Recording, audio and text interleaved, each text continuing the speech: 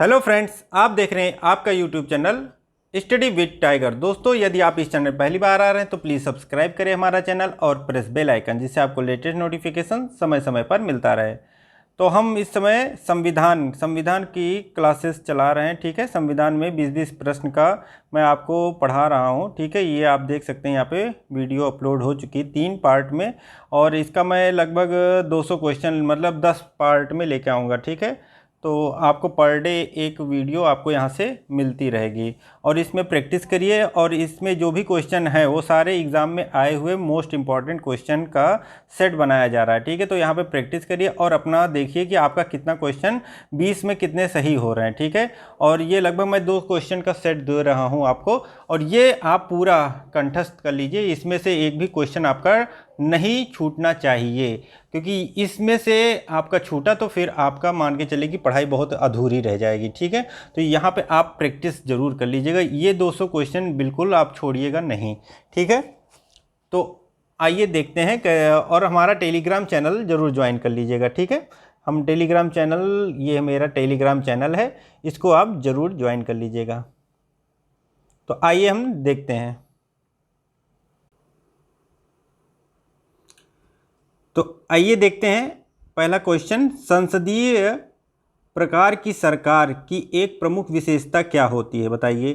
कार्यपालिका का नियत कार्यकाल, कार्यपालिका लोगों के प्रति उत्तरदायी होती है, कार्यपालिका विधानमंडल से अलग होती है, संसद के प्रति मंत्रिपरिषद का सामूहिक उत्तरदायित्व। तो आपको 5 सेकंड का समय दूंगा। ठीक है, क्योंकि वीडियो ज़्यादा लंबी नहीं करना चाह रहा हूँ मैं, और इसलिए आप इसका आंसर जल्दी से कमेंट बॉक्स में दे दीजिए। ठीक है,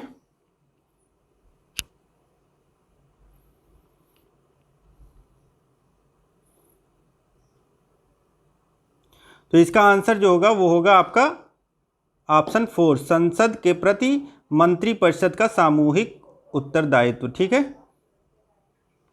अगला प्रश्न है, भारतीय संविधान के अनुसार संसद के दोनों सदनों का अधिवेशन एक वर्ष में कम से कम कितनी बार बुलाना जरूरी है? 4 बार, 3 बार, 2 बार, 1 बार? जल्दी से बताइए, 5 सेकंड का आपको टाइम मिल रहा है। ठीक है,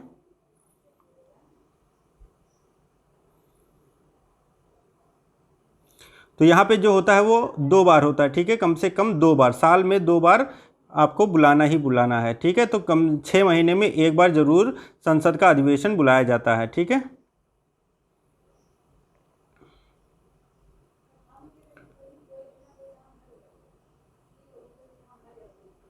संसद में अविश्वास प्रस्ताव के बारे में निम्नलिखित में से कौन सा सही है? संविधान में इसका उल्लेख नहीं है। अविश्वास प्रस्ताव एक सत्र में 1 बार ही बुलाया जा सकता है, और अगले सत्र में पुनः अविश्वास प्रस्ताव प्रस्तुत किया जा सकता है।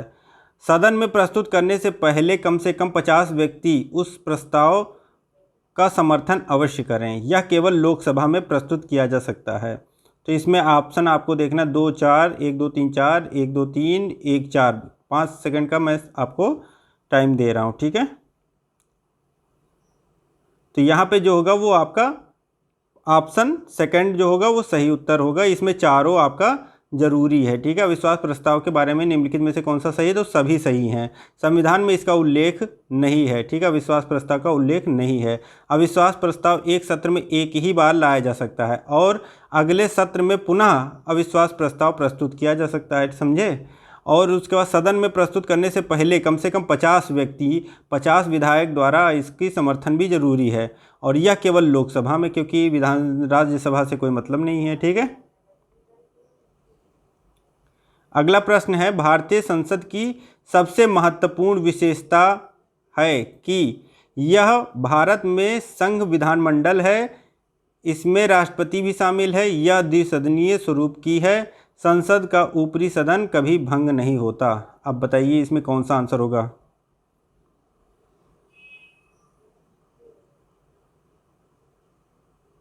तो इसमें जो आंसर होगा, इसमें राष्ट्रपति भी शामिल है। ठीक है, इसमें राष्ट्रपति भी शामिल है। संसद की सबसे महत्वपूर्ण विशेषता क्या है? इसमें राष्ट्रपति को भी शामिल किया गया है। ठीक है, लोकसभा का कार्यकाल कितनी बार 6 वर्ष तक बढ़ाया गया था? कितनी बार? 1 बार, 2 बार, 3 बार, कभी भी नहीं? बताइए। तो यहाँ पे होगा एक बार, ठीक है। जब आपातकाल लगा था तभी इसका 6 वर्ष तक मतलब बढ़ाया गया था, ठीक है, एक बार बढ़ाया जा चुका है। कौन सा अनुच्छेद संसद को राज्य सूची के विषयों पर कानून बनाने का अधिकार देती है? 115, 183, 221 या 249? तो यहाँ पे जो होगा वो आपका 249 जो होगा, ठीक है, वो आपका राज्य सूची के विषयों पर कानून बनाने का अधिकार देती है। यदि केंद्रीय संसद को राज्य सूची में शामिल विधायी शक्तियों और विषयों का ग्रहण करना हो तो इस आशय का प्रस्ताव किसके द्वारा पारित किया जाएगा? लोकसभा, राज्यसभा और संबंधित राज्यों के विधानमंडल, लोकसभा और राज्यसभा दोनों, राज्यसभा और लोकसभा। तो बताइए इसमें कौन सा आंसर होगा? तो इसमें केवल राज्यसभा होता है, ठीक है, इसमें आंसर जो होगा वो राज्यसभा होगा, ठीक है। केंद्रीय संसद को राज्य सूची में शामिल विधायी शक्तियों और विषयों का ग्रहण करना हो तो इस आशय का प्रस्ताव किसके द्वारा पारित किया जाएगा? तो राज्यसभा के द्वारा, ठीक है।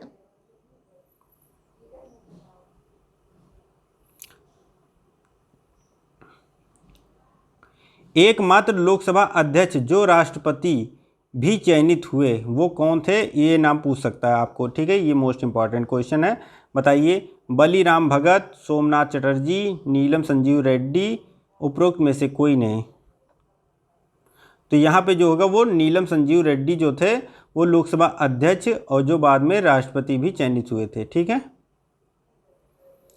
संसद सदस्य संसद में अपनी सदस्यता गंवा देगा यदि वह सत्रों के निरंतर अनुपस्थित रहे। कितने दिन तक अनुपस्थित रहने पे संसद सदस्य अपना, ठीक है, सदस्यता गंवा देगा? बताइए।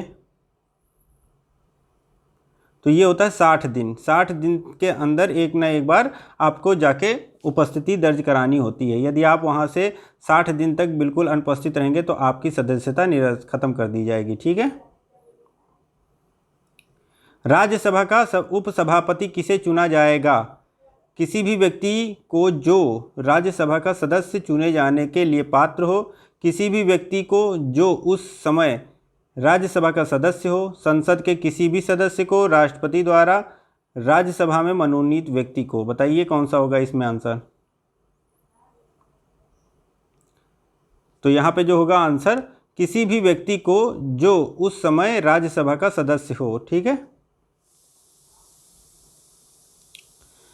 ऐसे व्यक्ति कौन हैं जो राज्यसभा के सदस्य होते हुए राज्यसभा और लोकसभा दोनों में बोल सकते हैं? वह कौन से व्यक्ति हैं? बताइए। राज्यसभा का उपाध्यक्ष, राज्यसभा में सदन का नेता, राज्यसभा के मनोनीत सदस्य, वे मंत्री जो राज्यसभा के सदस्य हैं। तो यहाँ पे क्या होगा? वे मंत्री जो राज्यसभा के सदस्य हैं, वो क्या होता है? ऐसे व्यक्ति जो राज्यसभा के सदस्य होते हुए राज्यसभा और लोकसभा दोनों में बोल सकते हैं, ठीक है। तो वही है वे मंत्री जो राज्यसभा के सदस्य हैं, मंत्री भी हैं और राज्यसभा के सदस्य हैं, तो वो दोनों सदनों में बोल सकते हैं, ठीक है। किसने कहा था संसदीय लोकतंत्र का अर्थ है एक व्यक्ति और एक मत? Jawaharlal Nehru, MK Gandhi, doctor BR Ambedkar, Sardar Patel. तो यहाँ पे होगा जो आंसर वो BR अम्बेडकर होगा, ठीक है, BR अम्बेडकर। भारतीय संसद राज्य के किसी विषय पर कानून बनाने के लिए सक्षम है यदि अनुच्छेद 352 के अंतर्गत आपात स्थिति लागू हो, देश के 2 या अधिक राज्यों की विधानसभाएं इसका अनुरोध करें, राष्ट्रपति इस आशय का संदेश संसद को भेजे, 1 और 2 दोनों।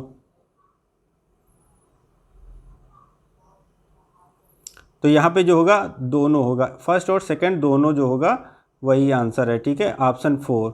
मतलब अनुच्छेद 352 के अंतर्गत आपात स्थिति लागू हो, देश के 2 या 2 से अधिक राज्य की विधानसभाएं इसका अनुरोध करें, ठीक है।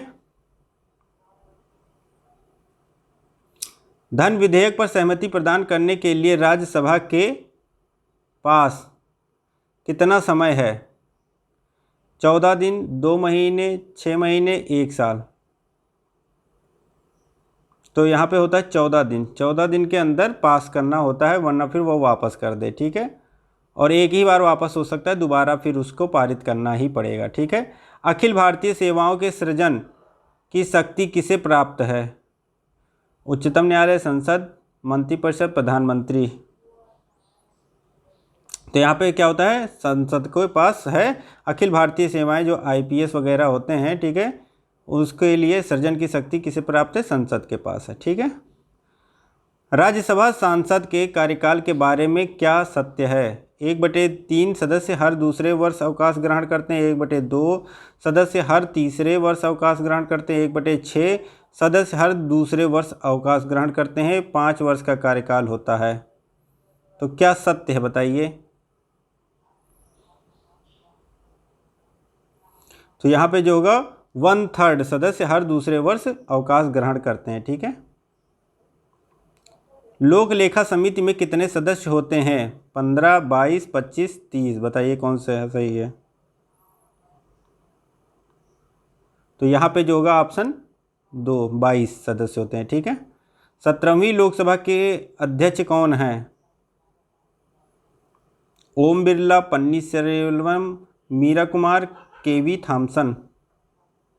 थॉमस। तो यहाँ पे ओम बिरला जो हैं, ठीक है, 17वीं लोकसभा के अध्यक्ष थे। ठीक है। लोकसभा के सदस्यों के चुनाव में निम्नलिखित में से किस विधि को प्रस्तुत किया जाता है? सांप्रदायिक प्रतिनिधित्व, वृत्तिगत प्रतिनिधित्व, अनुपातिक प्रतिनिधित्व, भूभागीय प्रतिनिधित्व। बताइए कौन सा होगा?